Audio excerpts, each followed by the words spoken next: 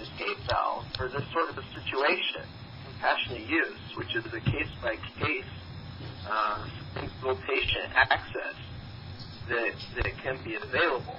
Now, it's completely at the company's discretion. They give kind of the okay to the supply of their drug, and so we began to speak it in September,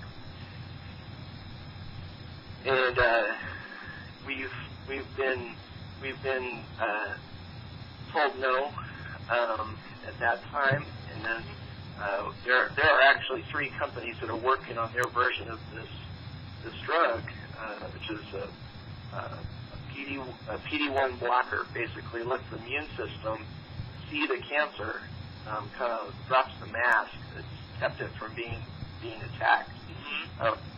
And it's just been it's been pretty frustrating to see that the system's kind of stacked against you. If you're a teenager, you won't get to try these medicines for almost like a 2-year sort of delay because of how long, just kind of where pediatric trials come in the process of drug development.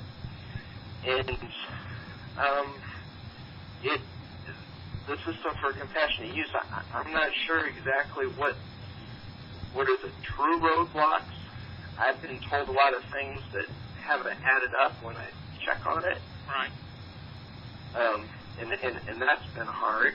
I hear things like, well, our supply is limited, and then I go and look, and there's these active trials testing this drug in over 34 different cancers. Merck has over 10,000 patients in its trials, and so there's a lot going on, and we're just doing our best to try to help our daughter out. I understand. We are visiting with Nathan Traller. Nathan, his daughter Nathalie is a 16-year-old with terminal cancer. ASPA cancer.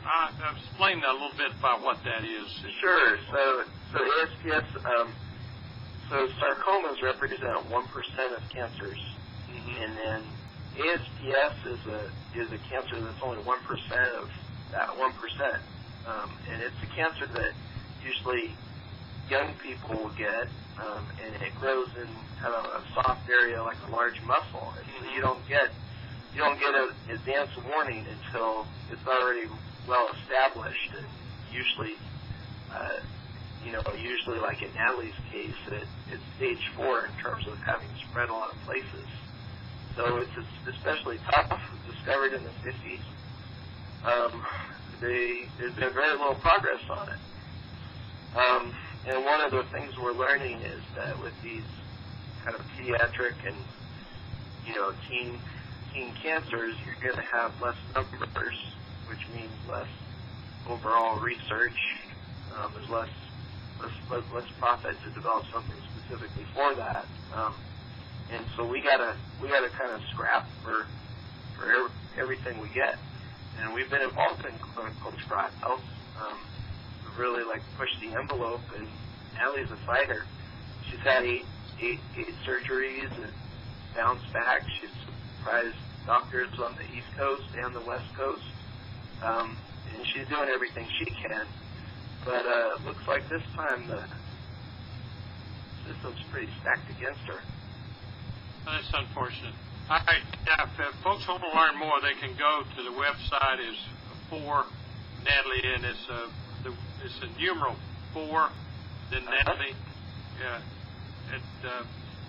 Make sure I'm not sure I got the correct spelling of her name, but sure, it's got an H, so that's what. Right. It's the number 4 and NATHALIE.com. Yeah, the H in there, and I wanted to make sure that that was the correct spelling. All right. Yeah. Now, from our listener standpoint, what can we do?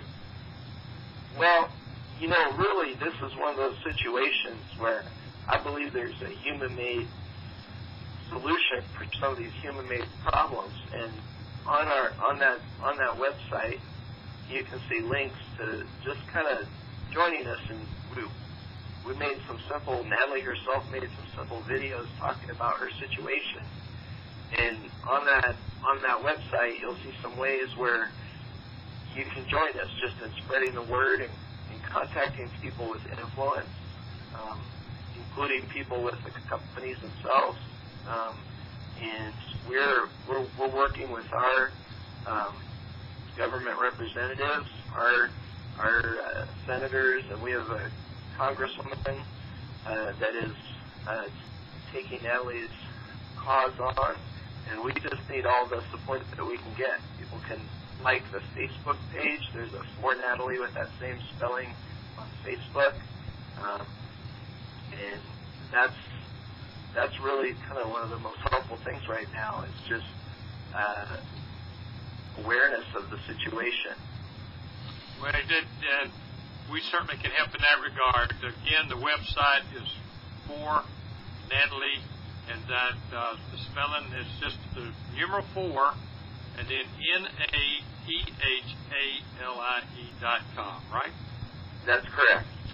Well, I wish we had a little more time, but we don't have to run.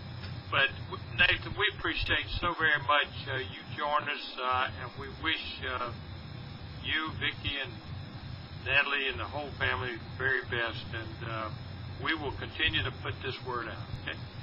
Thank you so much, Lou. I appreciate it. You don't know how much it means to me. So you have a good morning. I appreciate it. You guys enjoy your vacation time there in Hawaii. Okay? Thank you. Thank you. All right. We got Russ Wood up next, and well, got a little mixed up. They were scheduled to be with us in the 7 o'clock hour, and it's a long way to Hawaii, I promise you. I remember when we played ball out there, we were playing what was equivalent to 3:30 in the morning back home. It's a big-time adjustment, but a very sad situation. 16-year-old daughter with terminal cancer, and they can't get the drug companies to offer a compassionate use. There's a term called compassionate use, and hopefully they'll be able to get somebody to provide this young lady at least a fighting chance with the drug. Parents are willing to sign off on it. I mean, what do they have to lose? She's a terminal patient. Hard for me to understand. All right, Russell, if you're listening, go ahead and give us a buzz. We're looking forward to talking to you. He called us yesterday. So a little early. Let's see what we got here. Let's buzz him. How about that? Oh, there we go. Is that you, Russell? It is. A day later. Well, were you able to hear the conversation we just had on before you came? I certainly did. I'll tell you, it just tugs at your heart. Absolutely. When youth are involved in these situations,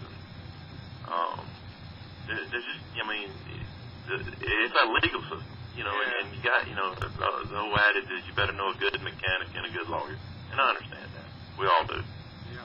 But the fact that, somebody's worried about getting sued if something happens to a young person. And there's rules and regulations, and I'm sure medical people can explain why those drugs aren't available to the kid under, 18 years old.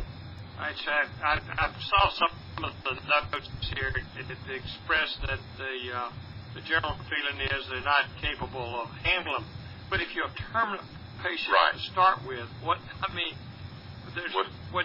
alternative? Yeah.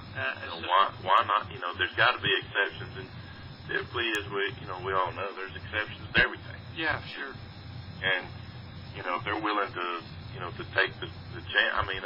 I've heard of people going to Mexico, going to Canada, and going to different countries because of the same FDA regulations of some of the drugs that are out there that are not acceptable for the United States because they're not manufactured by the major brands.